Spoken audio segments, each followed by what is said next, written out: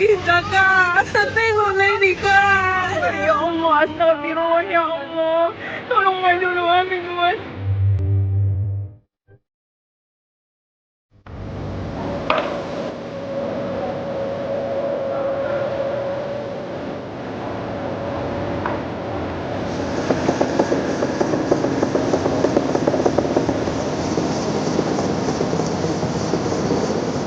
Nah, kita sudah terputus total.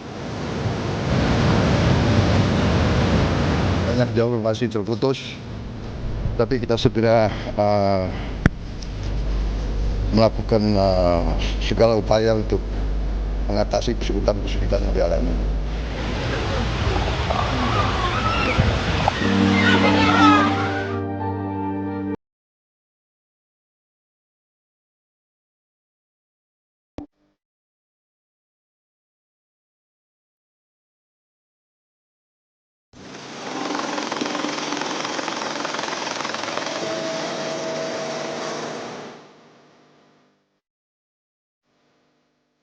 Kita ke informasi pertama, Saudara. Jembatan penghubung Jalan Nasional Banda Aceh Medan di Kuta Blang, Biren, Aceh putus. Transportasi antar provinsi pun terhenti. Karena jembatan putus, Saudara, warga pun terpaksa menyeberang sungai menggunakan perahu.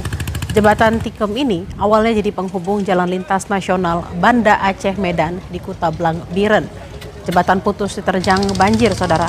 Warga hanya bisa mengandalkan penyeberangan lewat jalur sungai karena jalur alternatif pun tak bisa dilewati karena longsor. Warga yang hendak menyeberang harus membayar ongkos perahu sebesar Rp20.000. Untuk mengantisipasi hal itu, pemerintah Kabupaten Biren telah memetakan titik jembatan yang terputus dan telah melaporkan ke kementerian terkait untuk perbaikan jembatan. Warga berharap pemerintah segera membangun jembatan darurat untuk akses warga. Untuk mengantisipasi persoalan ini, kita sudah berbicara dengan pihak kementerian PUPR dan mulai hari ini kita sudah memasukkan jembatan beli, ya, jembatan beli untuk di tepi Mane dan juga untuk mengantisipasi yang di Kuta Blang. Lalu bagaimana kondisi terkini di Aceh Utara saat ini, Saudara? Kita akan tanyakan langsung ke jurnalis Kompas TV, Zikri Maulana. Selamat siang, Zikri. Seperti apa kondisi di Aceh Utara siang hari ini? Baik, selamat siang Bella dan juga saudara. Dapat kami gambarkan saat ini saya berada di salah satu dapur umum di Desa Blang Pria, Kecamatan Samudra, Kabupaten Aceh Utara. Untuk kondisi banjir sendiri memang di 8 kabupaten kota, sebagian lainnya sudah berangsur surut, namun masih ada beberapa kecamatan ataupun desa di beberapa daerah pedalaman masih ada yang terisolasi karena banjir, sehingga pasokan logistik agak sedikit sulit begitu, Bella. Nah, untuk saat ini yang saya laporkan saat ini, saya bisa menggambarkan kondisi salah satu dapur umum yang berada di desa tempat saya laporkan ini. Memang tidak ada fasilitas yang memadai untuk dapur umum sendiri. Masyarakat di sini bahu-membahu untuk membangun dapur umum. Tidak ada fasilitas yang bagus seperti layaknya sebuah pengungsian begitu.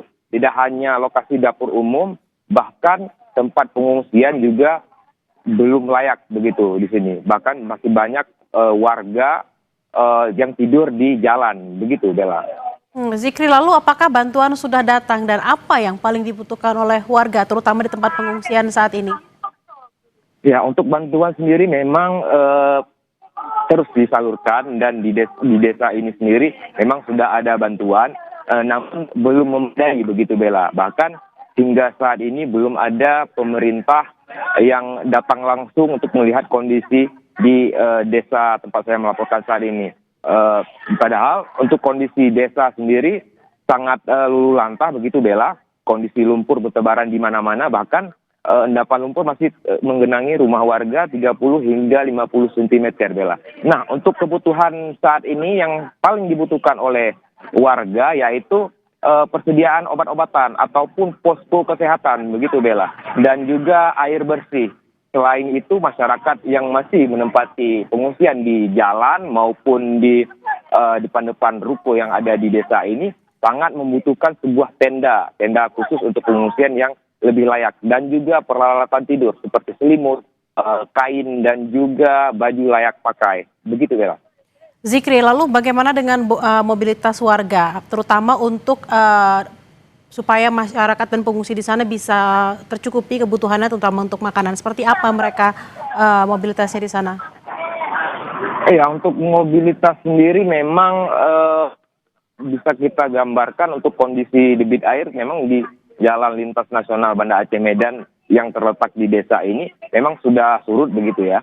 Untuk aktivitas memang untuk masyarakat sendiri hingga saat ini belum beraktivitas apapun.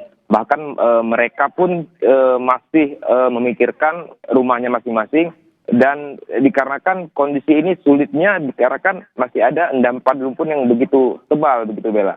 Dan masyarakat juga sangat berharap ada mungkin dari pemerintah kabupaten ataupun provinsi yang mengunjungi mereka atau setidaknya melihat kondisi mereka dan apa-apa kebutuhan yang diinginkan oleh masyarakat. Terutama selain logistik dan juga lainnya, masyarakat juga sangat menginginkan adanya sebuah alat ataupun mesin yang bisa menyedot lumpur agar proses pembersihan rumah itu segera selesai dilakukan. Begitu, Bella.